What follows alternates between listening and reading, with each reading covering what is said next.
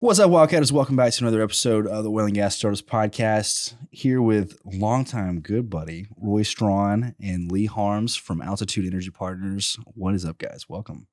Thanks for having us, man. We're super stoked to be here. How you doing? I'm a little tired, to be honest with you. Yeah. I said my 2-year-old hasn't been sleeping all week, so I'm running on about 2 grams of caffeine today. But we're here. We're going to do this. I know we were complaining about why are we doing this at 4 o'clock on a Friday.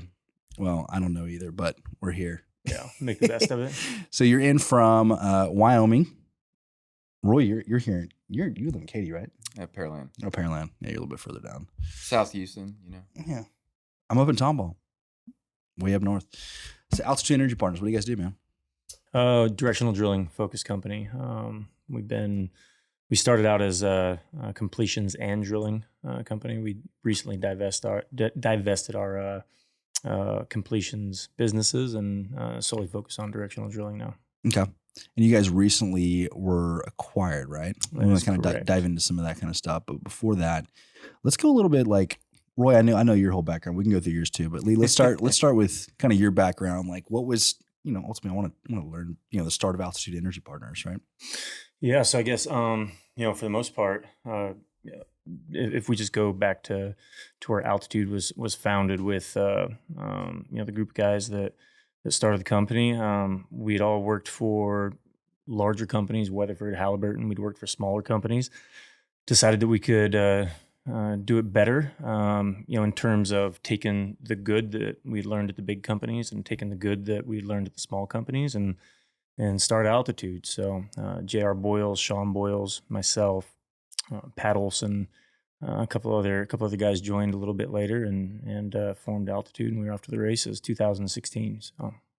So it seems like it could just be me because I don't play in the directional drilling space, but it seems like there's a lot of players in there. And we were just talking before we were recording about how a lot of the times, particularly on the OFS side, it's like a race to the bottom, right? Yep. And that's how a lot of people are competitive. Yep. Let's unpack a little bit on how do you do this? How do you do this better outside of just being the lowest cost guys out there?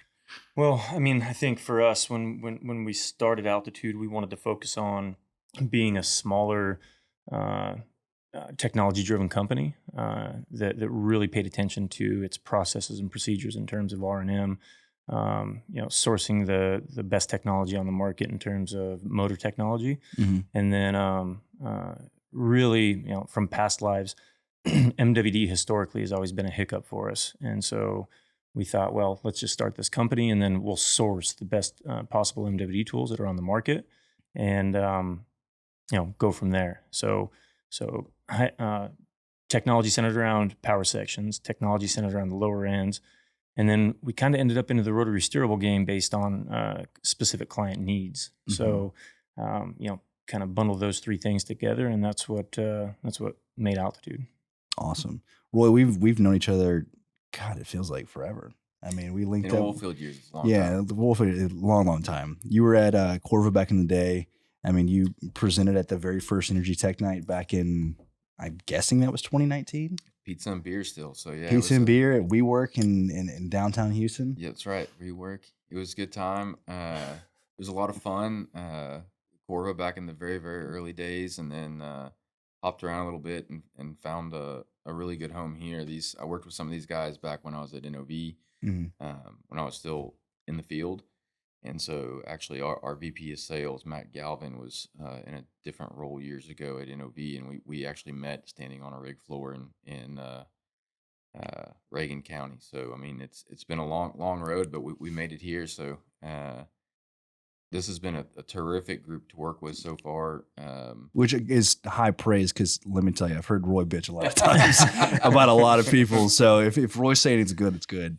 They welcomed me with open arms, and they jack with me like we've been friends for 30 years. So I catch no slack here, but it's been a lot of fun. They needed someone to kind of fill some niches and help wherever, and just kind of be a catch-all. And so I just jumped in and hit the ground running, and it's been a lot of fun. I feel like you'd be hard pressed to find somebody that doesn't know Roye in West Texas. Yeah, no, we're becoming very familiar with Roye and all the exposure that he brings to Altitude in terms of, I mean, just just grinding all the time, right? Yep. I mean, Roy's out there hustling and making things go. So he's been a solid addition to the team. I'd be lying if I said we didn't try to recruit him ourselves a few times. Yeah, but to be honest with you, Roy's expensive, man. We couldn't get you. We couldn't get you, bud. We tried though, but it sounds like you found a good home. So how long has Altitude been around now? 2016 is when we launched. 2017 is when we built out our Permian facility, and then purchased and started operating out of the Casper facility as well. Launched our. Did you go out and raise private equity right off the bat? We did, man. We bootstrapped this thing. How the hell do you bootstrap this thing? Yeah, you got to get creative. You have to have really good relationships with your vendors, really good relationships with your customers. And just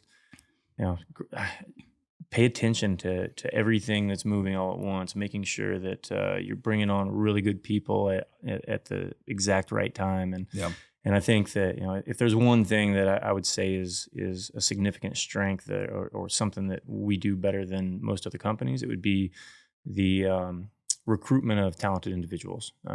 We just have people that really want to join with Altitude. We love having highly skilled individuals come on board. We don't take ourselves too seriously in regards to we're so big or we're going to be better than everybody. We just put a bunch of people in a room that probably don't think a lot alike in everyday scenarios, but when it comes to work, they're collectively the best group of people that I've worked with. So. Yeah.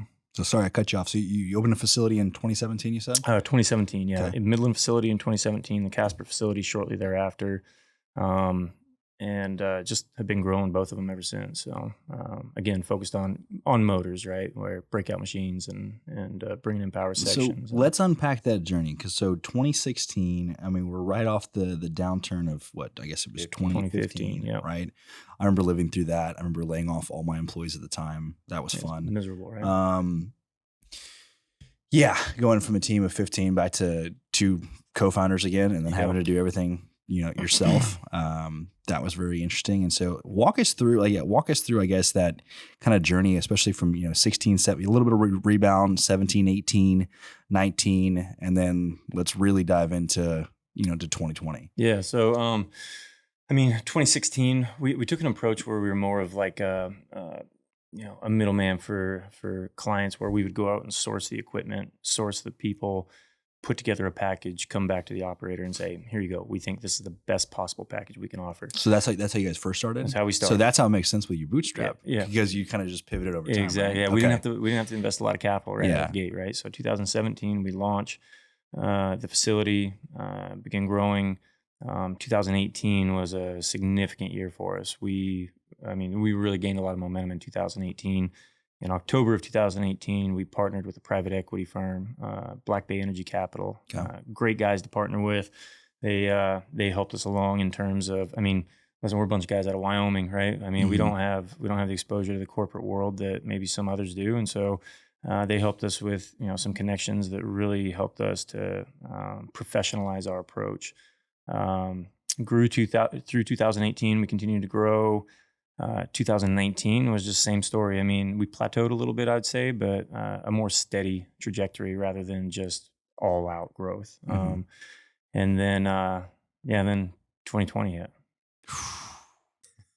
So let me tell you I'll tell you my start to 2020, and I'll tell this story on behalf of me and Colin. So we were involved in a lot of different things. We had wells in Oklahoma. We were involved in a tech startup that we had, raised a bunch of money for, built a team. Been paralleling some things for a while, and we said, we got to make a decision. And Wildcatters was continuously to kind of grow in the background, and we said we're going to follow our heart. We're going to do this. We're going to go all in. So we did it. We told our partners, hey, we're leaving. Sold off the wells, sold off everything else, and then it was like almost immediately. It was like a week or two later, we're literally sitting there having a conversation in our office, and we have oil prices pulled up, and it's literally updating like in real time, and we're just watching it drop, and we were like, oh, surely it can't. Oh, it can go lower. Oh, it can go lower. Oh, it can go lower. And then it goes negative 37. And we're like, what? This is a glitch. There's the data has to be wrong. The's no way. And then COVID hits and the whole world shuts down. And we were like, I don't know if this was the smartest decision. We left something that was like pretty, not like guaranteed, but I mean, it was like had a good chance of success, and to leave it for something that was making absolutely, no money, but to kind of follow your heart. Yeah. I mean, we felt like we had totally fucked up, to be honest with you. Yeah, so no doubt. I mean, the good thing was, though, I guess not the good thing, but we weren't alone in that, right? Yeah. I mean, that was every industry across the world. God, it wasn't just oil and gas, All of which 2020 was is depressing. different than most other downturns. Really, I mean, that was the one where, I mean, there was not a single industry that was thriving other than pharmaceuticals, right? I mean, that was about it. Yeah. So, I mean, was anybody still drilling in 2020? I mean, did it literally come to a screeching halt? When March, we were on 30 rigs with another 6 on the board, that were supposed to be coming on throughout the course of the month. And the first week of June, we had 0 rigs. We didn't have a single job on the board. So we went from 36 rigs essentially to 0 over that time frame. Thankfully, again, going back to when we started the company, very good relationships with our vendors, very good relationships with our operators, and we clawed our way back out. We, as with every company, we had to make some tough decisions and reduce our head count. The bulk of ours came on the completion side, but we were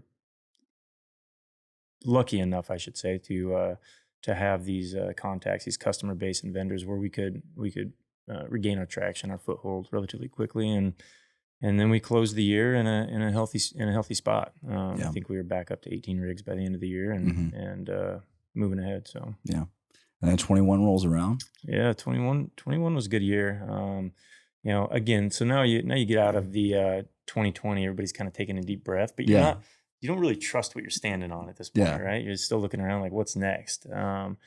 And we continue to grow, continue to add to the team. I want to say that it actually allowed us to, especially as we got closer to the end of 21, to make some changes in our team and really strengthen the core of the sales team, the operations team, focus on expansion into different basins, and do it in a little bit more of a methodical approach where instead of a shotgun blast to figure out what we're doing next, because it was growth like crazy, we definitely took more of a scalpel surgeon's approach to how we're going to do it and what capital we invest. And was that just using more data? Was that getting more customer feedback? Honestly, it came from the team. I mean, the guys, everybody that we had brought on and their experience in the different areas, different regions, where they had worked and giving us feedback on where they thought that, we had an opportunity to enter, and not only enter, but be successful in capturing additional market share. So when we, like I said, when we came out of 2020, right-sizing the team, I want to say the motto for that year was professionalize our approach, right? And so we were able to do that through the acquisition of talent and moving into different regions based on their people are experience. everything, man. Yeah, 100%. They really are. When you get the right people, it takes so much weight off your shoulders. Yeah, we've seen that recently. We hired a lot of people know him, John Calfan and Matt Chamberlain. 2 guys have been actively involved in this energy tech community for a long time. Brought them on board, and it has been totally game changing for our organization because these guys bring just the most amazing ideas to the table. Yeah, and I absolutely love it. Yeah, I think for the operations side, Tyler Clark, he joined the team in 2019. I'm sure he was questioning in 2020, a year later. He was like, "What did I do?" Same as everybody else, but he really helped to launch Altitude into a different, really a different realm as far as our approach to our motor technology, drilling down on the engineering side of it, a lot of the relationships he has, and then he kind of built out an engineering team full of highly skilled and highly talented individuals that have really allowed, I would say, Roye and the rest of the sales staff, given them a little bit more of a competitive advantage compared to what our original service offering was back in 18, 19, So, Roye, when did you come on board? I came on in November of 21, I guess it was. Yeah. So I've not even been here a year yet, but. So we were laughing before we started recording about how you've been pretty vocal in some of our conversations about some stuff that's happened in the directional drilling world. And I don't want to necessarily call anybody out, okay? We don't want to piss anybody off. Yeah. But I want to give context to the fact that you've given just glowing reviews just privately before we've been on the podcast about altitude. Just like walk me through that world. Like what are some of the common things that just really fucking irritate you? That everybody knows it, and it's no secret. The prima donnas of the oil field are the directional hands, right? And they know it, we know it. Everybody in there, the egos on the directional side are a force to be reckoned with. I mean, everybody's drilled every rock. Everybody's done it better and one-upped everybody else, and it's just the way it is when you deal with the directional side of things. And one of my biggest hesitancies looking at coming to the directional side initially, even before altitude, was that. And I've just reached a point in my career where, and I've got my own ego, and I've got probably a pretty big one, as some people would say. But I mean, the older I get and the more experience I undergo, it I don't want to fuck with that. And so I was at another place before this, and it was just 100% not the right fit. And I almost did not. Actually, another coordinator from a different directional company told me, he said, "Man, I think you can do this. You just need to go to work for a good company." And this opportunity presented itself, and he told me, he's like, "Man, that is a stellar company. I think you should give it a shot." And so I bailed off head first, like I normally do. And like I said, they were arms wide open, and I'm one of those guys that does really well if you just give me two sidelines to stay between, and an objective or a goal to try and hit, and call me every once in a while. And so they've don't get micromanaged here, and it's they trust me to do what they brought me on to do. And Tyler will jump in. I'll be walking out the door in Midland to go visit with a customer, and Tyler Clark will be sitting there, and, "Where are you going?" And tell him, like, "You want to go?"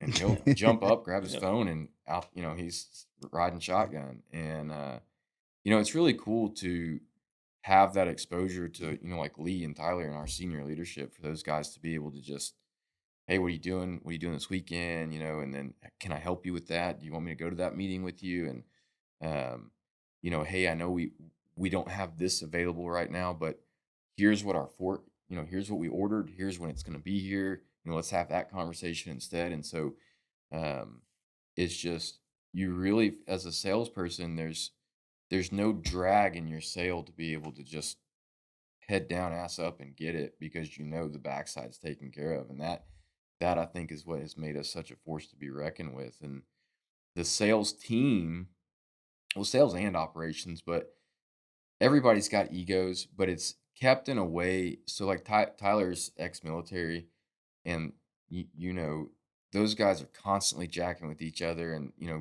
they kind of have that mindset of like, you're constantly in the trenches, but you just kind of mess with each other and just push through the suck. And he kind of keeps that mentality. So the way that the sales team operates is we all have our own accounts, but it's nothing for like Ryan Olson in West Texas to call me up and be like, "Hey man, I'm up against the wall here. Can you help me here?"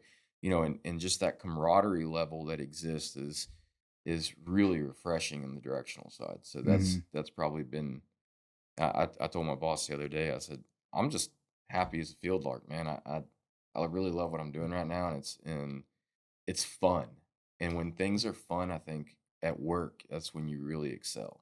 Yeah, that's when you thrive. And I know in the past, just you and I talked about it offline, of just kind of, I feel like you had been kind of put in a box in certain kind of places. And I think that some of your strengths and some of the things that you brought to the table were kind of suppressed. I mean, think about this, dude. You were one of our biggest advocates in the beginning when we had like 300 YouTube subs and we did like this mega deal, and you just believed in the content. And there was so much that you brought to the table there. And so it's just interesting from a guy from your background to have the foresight that this was going to be something that was big. And then, getting involved in things like Energy Tech Night and stuff like that, dude, I'll never forget those kind of things. So Yeah, it was a we lot of appreciate fun. that support. I'm a sales guy here now too. And then I help a lot with the marketing, and it's been a lot of fun. And so Joey, that you guys utilized early on, we've worked with him a lot. And I'm guessing you guys are working with Midnight. yeah. Shout out those guys, Midnight Marketing. Good friends with those guys. Yeah, they've done a really good job, and we've got some really cool stuff coming down the pipe. Kind of putting a new spin on some of some of the old tired directional type, everybody's got a new record they're going to post every week, right? So Yeah. Walk me through a little bit. I mean, this is a little bit of a side tangent, and we'll kind of get back to the story of altitude. But business development, 2022, oil field. I think that a lot of these young cats kind of coming up think that a lot of business development is just so transactional, and I think that it's so relationship based, and I think that some people have totally lost. I don't know. I guess the concept of that. yeah, years ago I read a book called the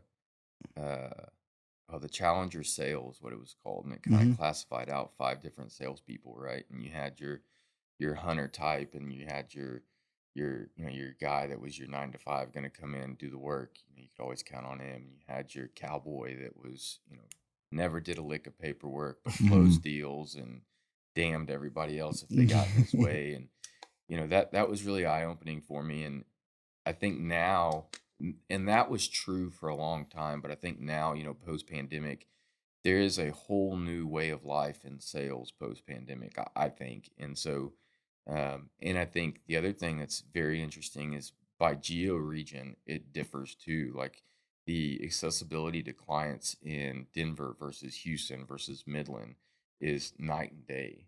And so, Houston is still, believe it or not, pretty closed up, and certain companies are very accessible and certain still aren't. And then, you know, there's a lot of people out there that are still very transactionally focused. And, um, for our business, it's not.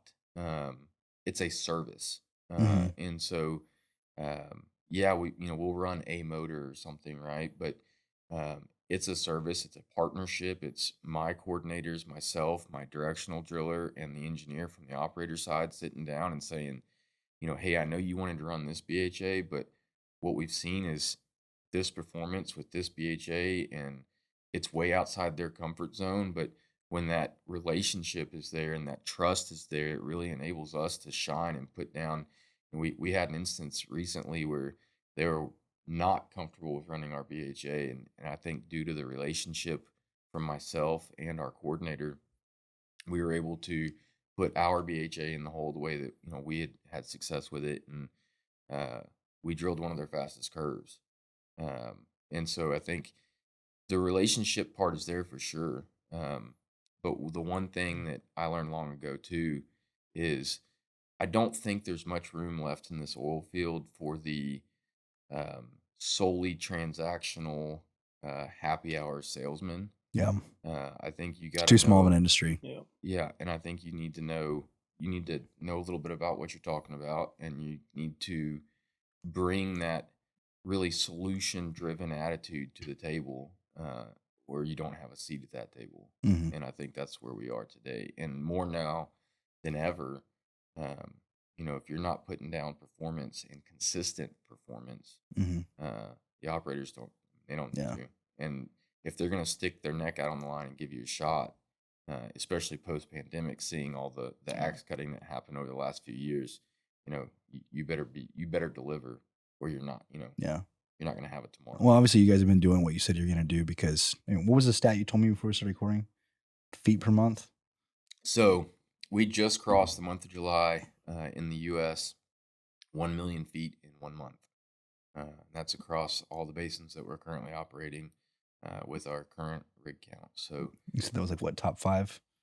That puts us top 5 in the U.S. for sure. I haven't run the exact numbers, but as of, we had a big meeting, a big coming together of all the altitude folks in Denver in April, first or second week in April, and I pulled all the numbers for total footage drilled in the state of Texas, and I pulled the top 5, and we were number 4 out of the top 5. So, and 2 of the top 5 were Schlumberger and Baker. So, I mean, here we are, a small bootstrapper out of Wyoming that is now competing and giving, the Phoenixes and the Schlumbergers and the Bakers a run for their money. So, we'll take that feather and put it in our hat. Yeah, no doubt.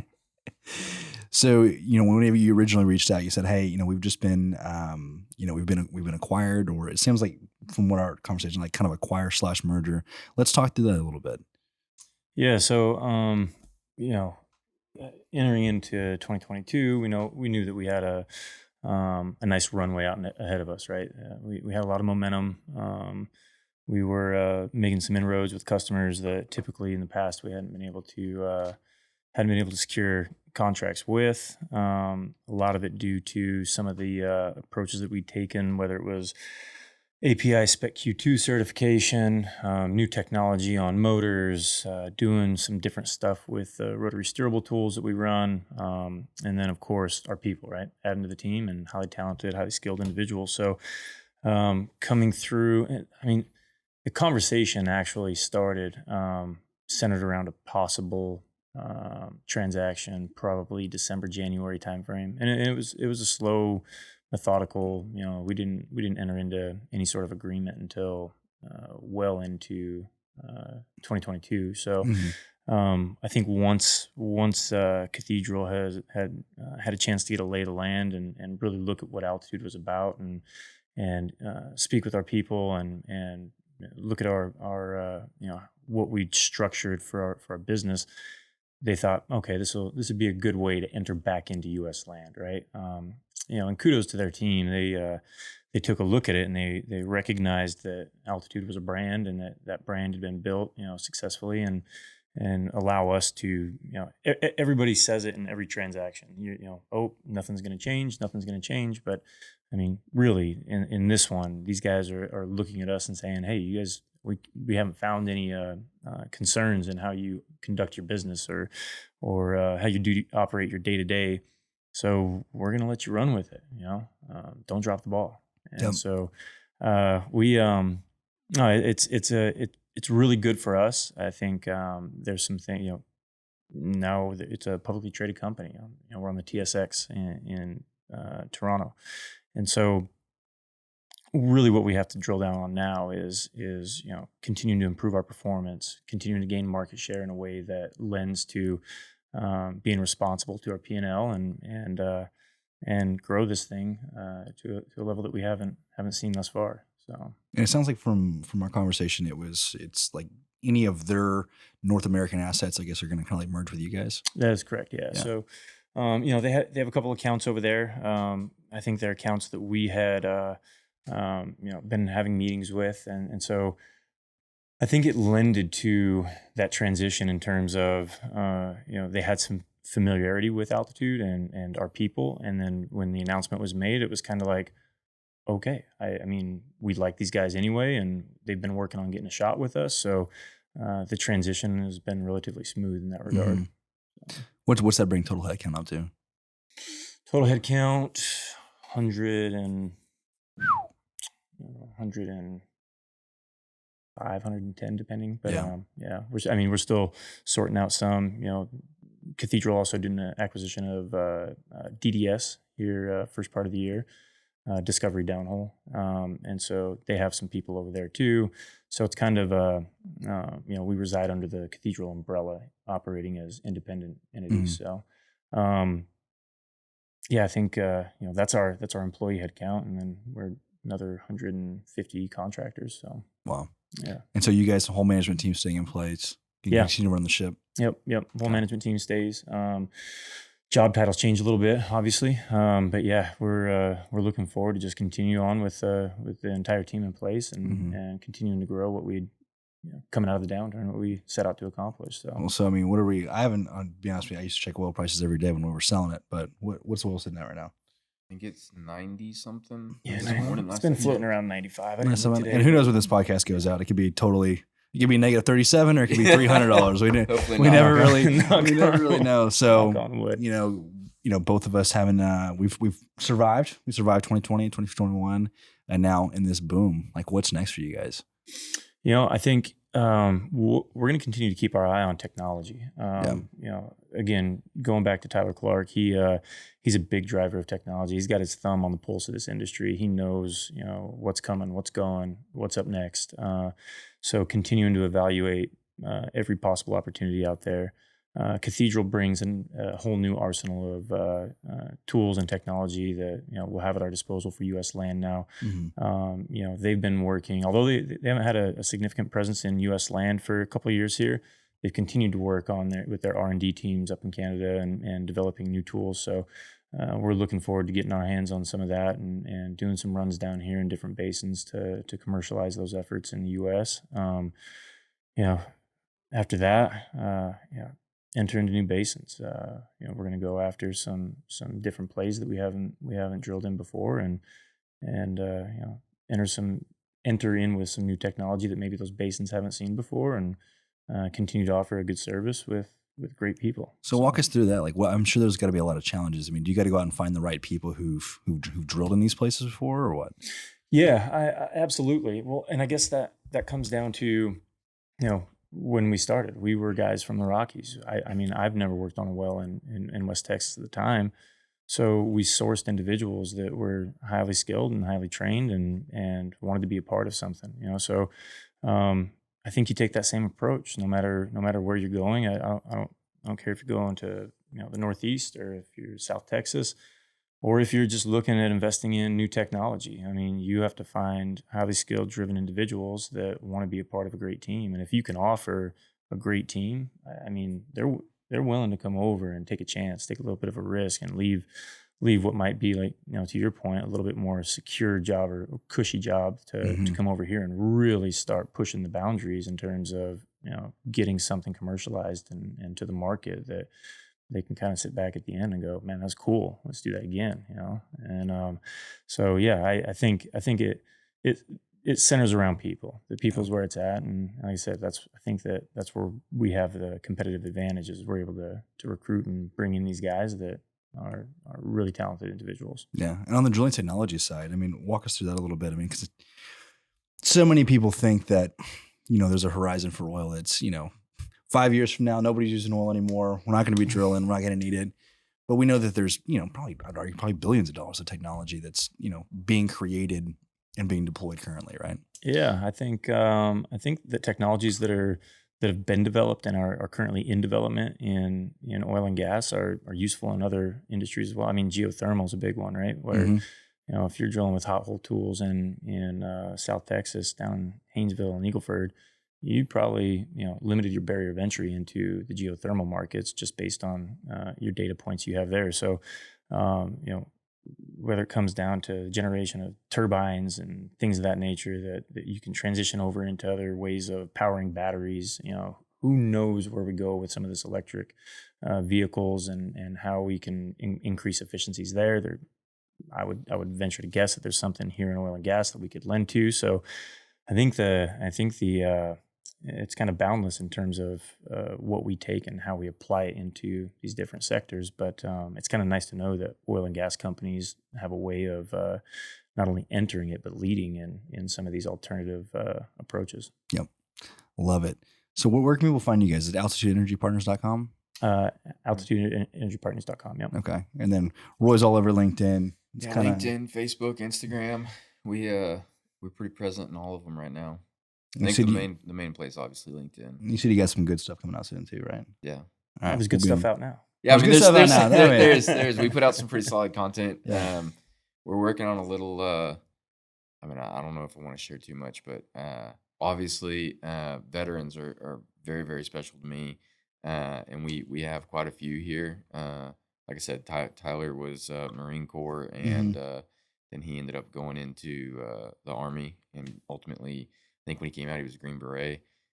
So he, anyway, we have a big group of them. So I'm working on a little project for November 11th to be put out then. But to kind of say thanks to all the guys and gals that work with Altitude that I'm looking forward to it, serve. Man. So I'm hoping it turns out all right. So it's a big undertaking. I'm a little nervous about it, but you'll crush it, whatever it is. But obviously, we're rolling into some other events too. I know it's event season in oil and gas. So, I mean, our crews, I just got the event list for our Rockies group, and they're going to be very active and lots of ADE, OHH. And so, I mean, we'll be out and about for sure. Y'all got to come out to Fuse, man. October 26th, 27th. Shameless plug. Shameless plug. Yeah, so, I mean, we'll be around for sure. But yeah. Well, cool, guys. Roye, I don't know why it took us 7 years to get you on the podcast, but hey, we finally made it happen. Lee, Such a pleasure meeting you, man. Thank you guys for coming down. I appreciate it. All right, guys, take 2 seconds, leave a rating review. Forward it to everybody you work with. Send it to your mom, send it to your dad, send it to your brothers, and we'll catch you guys on the next episode.